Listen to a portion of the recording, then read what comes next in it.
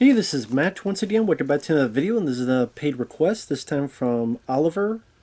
And for those interested in requesting any type of reviews, re-reviews, topics, reactions, commentaries, video game playthroughs, rankings, tier lists, whatever the case, PayPal is usually the best way to do it. I do have a Cash App as well for those. Some can't use PayPal, so they say Cash App. Again, once in a while on a stream someone mentions it.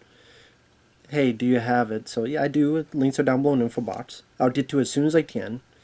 And this time the request is for a French comedy from 1978 called La Carapate. Carapate? I can't pronounce the damn name, so I apologize for that. La Carapate. I remember looking at this at first and going, why did this guy request this? But I gotta admit, watching it, I did not mind it. I did not mind it. Because I thought it had a nice, energetic vibe to it. It has really good stunt work. The comedy is more slapstick based, which I'm fine with, because I grew up with the Three Stooges and films, stuff of that nature. Ernest, Ernest Saves Christmas, Ernest Stares Stupid, that type of stuff. And it stars these two actors, Pierre Richard and Victor Lanoux, which I'm not familiar with them. I'm not familiar much with French cinema or French comedies. So I'm maybe these folks have done quite a bit, but I'm just not familiar with them. One of them's a lawyer in the movie, one of them's a criminal. Now, you don't get a whole lot in terms of the characters, like development and stuff, other than the lawyer lives with his dad, who can't walk, so he's got this car. I thought this was kind of cool. He's got an extendo seat, so he put his dad in, and it goes back in. Now, they have that in the movie because later it's going to be used in an action scene, so I thought that was kind of a cool practical device they had in it. But he is going to see someone he's representing who's in jail for a crime that he says he didn't commit. And we know that this guy later on has a girlfriend in... I'm trying to remember her name. But anyway, long story short, he goes to the jail cell, immediately gets punched by the criminal, and the other guy who's with him is like, why are you doing that? You're not supposed to be doing that. But in the midst of it, a riot happens. The criminals get loose. The bad guy looks down, steals the lawyer's clothes to put it on his own to sneak by the cops. The lawyer gets up, realizes he's pretty much in his boxer shorts and shirt, tries to find the criminal. One thing leads to another, able to get outside, sees where the guy's at, able to stop the car. The criminal lets him in, and then throughout most of the film, they're together on the run because they hear on the radio that apparently the cops think the lawyer had something to do with the riot because he has leftist ideas. Now, they don't go a whole lot into the whole thing of that. I guess it's just something they wanted to just mention. But I will say, like, the actors felt like they vibed with each other. The lawyer guy, he kind of looked like, with his hair, he had the Larry Fine from the Three Stooges, that kind of hair. I mean, there's even a bit where they're going through a field and there's a scarecrow and they take his clothes. And the guy, when he looks at himself, he thinks he looks like Harpo from the Marx Brothers and sort of starts acting like Harpo for a bit until the other guy tells him to stop. So I thought that was kind of funny. But, I mean, there's kind of just a series of set pieces and stunts, which I don't mind. It made the film go by pretty fast. Like, there's a bit when he's first trying to get in the car, and the criminal's driving, and the extendo seat keeps going back and forth, so there's times he's stuck in the seat, and he's trying to put his shoes down, his feet down, as sparkling on the road, and he's going through trash cans and trying to get back to the car. So I thought that was kind of a cool, fun little practical sequence. Some decent stunt work involved there. There's a bit where the guy's like, fine, you drive, Mr. Lawyer. You know, I'm going to pick up this woman. We don't have time for that. I don't care. Here, woman. And starts making out with her. But then they can't get further. So like, hey, what if we pay you a bit more money? Can you help us? So she becomes a distraction where she starts taking off her clothes, ultimately showing her titties, which look nice. Shows the titties, and it beats a fucking Carl Powell up with some decent stuff where this car smashes this one, and this smashes this one, then this smashes up and gets on top of this car. I don't blame him for being distracted, but it definitely worked out for our two leads, and they're able to get away for a bit. There's another bit where the criminal is on the phone talking to his girlfriend, which makes me wonder, like, why do you get a hooker if you have a girlfriend? You must not love your girlfriend that much if you really need a hooker instead of waiting for it. You don't tell your girlfriend that, hey, by the way, I tried to deal with a hooker for about 5 minutes at least. I bet you're not going to say that, are you? But the lawyer sees some cops, he gets scared, he drives off, but then he doesn't know how to drive the truck they're in, so like he has to back up. And so you have the criminal jump off the roof of this bridge. Not the roof, jump off this bridge. Good stunt to get to where he needs to go. And then gets on top like, hey, let me in, let me in. So the guy doesn't know what to do. So he moves the thing accidentally down with his truck where it's now the front part of his truck is like looking down on the road. Until finally he gets the idea to stop the vehicle. Like, you have brakes to stop the shit. And that's kind of what it is throughout. I mean, there are times they have little bits of dialogue. Like the criminal asks him if you have a girlfriend, and the guy mentions how he lives with his dad. But they didn't really...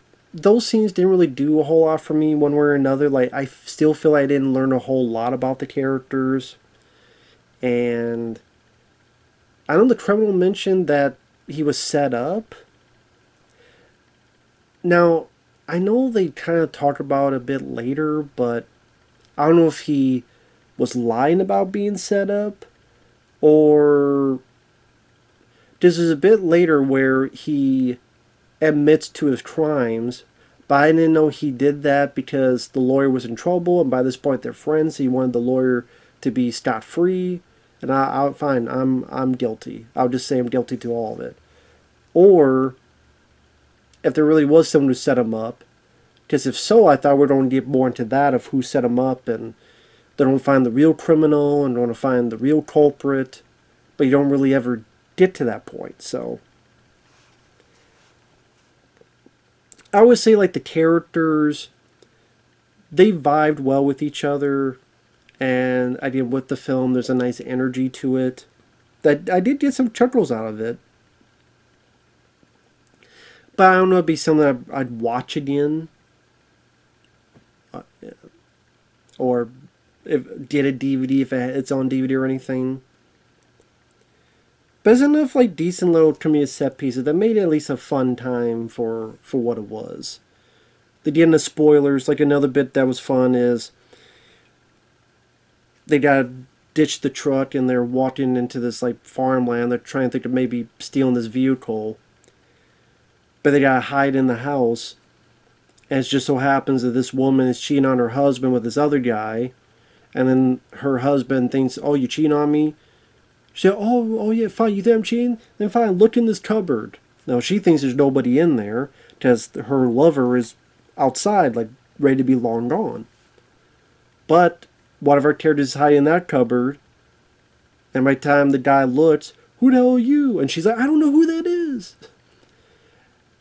And then he hears something, he opens up, there's a second guy, and the criminal's like, "Hey, maybe you should calm down, buddy, huh?"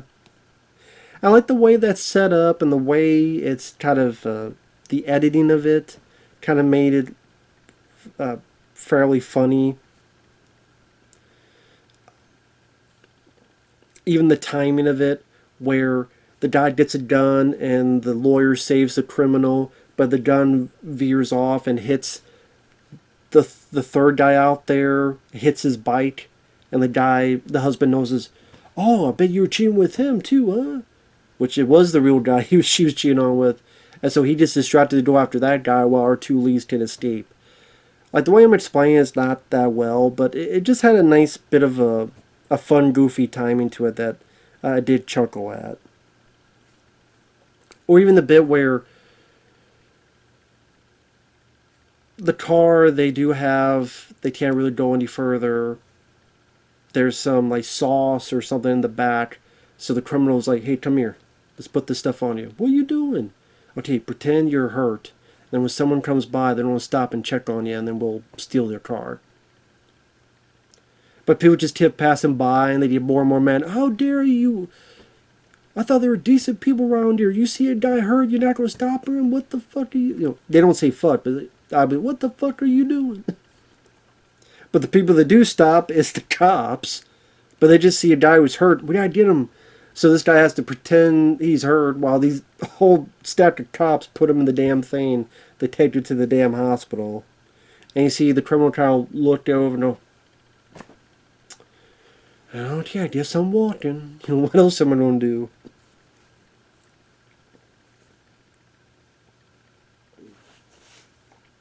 Another bit I liked is when the lawyer introduces the criminal to his dad, and the criminal's like, hey, I like your dad. I like the way he thinks. And you see, like, they bonded throughout because apparently the lawyer's cousins, they heard some bad things about him on the radio, and his dad stood up for him. His dad's like, I'm not going to let them talk about my son that way. So the cousins pushed the dad out the door and won't even give him food. What a bunch of dicks. And so the criminal ain't having this. And he knocks on the door, shoves his way in, and starts talking shit to the big cousin. Oh, yeah, you don't leave that guy out there. He starts wrecking the place, pouring food all over him. And they just start throwing everything. Even the cousin's kids, they're having fun with it. And they start giving them more plates to throw around.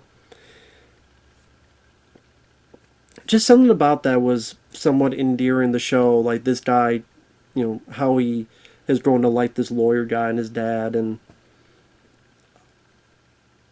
shows that the cousins get their just desserts for treating the old man like shit for no good reason. So that was kind of funny to see as well.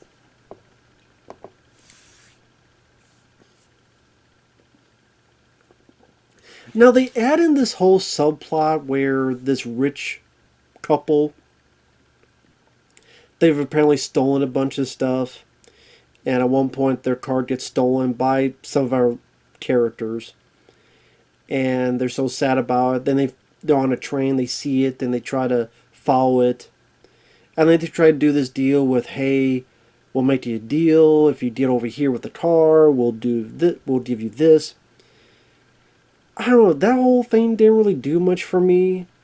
Just spoilers, what happens is the lawyer is able to get this pardon, which is not really a pardon. I guess it's, I don't know if, a pardon means you don't go free, but then later he says, well, I got you, you know, only 30 years. I'm like, that's a pardon? Not much of a great pardon in my opinion. What the fuck were you doing, lawyer? Maybe I got confused with what the guy was doing, because like, you see the lawyer try to get to the general who is a friend of his, misses it, then he goes to the bathroom, the guy enters the bathroom, he's like, oh my god, general. But then it kind of cuts away, and I'm not 100% sure as to what that conversation was about, and did he mention a pardon? So I'm like, okay, he's don't go free, or maybe don't look into who actually did the crimes. But instead, this whole thing with this rich couple, and the lawyer goes with his dad. Well, no, the lawyer, the bad guy's with the dad, the lawyer's dad. He's going to see his girlfriend. And there happens to be this big riot that happens. And the lawyer comes up, sees his dad. Hey, where's the guy at? I got the pardon. Okay, you keep this handy, okay? Keep it safe. I gotta go find this guy. And it's amongst this big riot. I mean, really all that happens is people start attacking the rich car. The criminal gets the lawyer's dad out. The car gets burned up. The rich couple gets sad about it. it just, for me, didn't amount much to anything. It's just, I don't care about this rich couple. I don't really care about this. I think if this was the girlfriend maybe finding out who screwed over the criminal, like make that a point of the film, that yes, this guy was innocent, yes, this guy was screwed over. The girlfriend found out because she missed her boyfriend and wanted to find out the truth, and the cops thought they already solved the case, so they didn't look into it. They stopped, but she didn't, and make her a bit more of an important character. And then he's going to try to clear his name or kick this guy's ass, and then the lawyer goes, no, I got the part, and you don't even have to do it. Oh, we got him? That's even a bonus. Let's get him the hell out of here.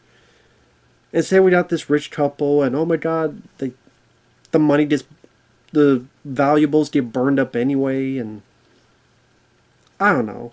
It was also a bit of a cluster, so I might have missed some things of the plot, so I apologize if I missed some things. But it just, I don't know, it wasn't as interesting as some of the other little set pieces before. And then at the end, spoilers, the lawyer's going to be up for jail time.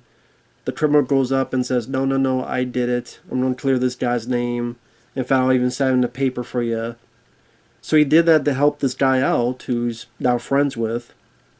But then he jumps out the window. His girlfriend's out there. They're going to ride off. And the lawyer and him have a little bit of a goodbye scene, and things are done. Things are okay. But I would say, while there's some stuff in the plot would change in the third act, maybe a little bit more development of the characters. They really get a bit more meat to the bones of the characters. I will say that the two actors, like I said, they have decent chemistry with each other. They vibed well with each other, like I said before. Has some enough decent stunt sequences, comedic shenanigans that kept it interesting enough that I wasn't bored. It didn't feel too overlong, because it had a good pace to it. And I mean, overall, I didn't mind it. It's not usually the kind of movie I watch, but I didn't hate the film. It's not a film I would watch over and over again. Just depends how much you're into. I mean, I'm not even into French comedies. I guess it depends on how you're into kind of that slapstick comedy kind of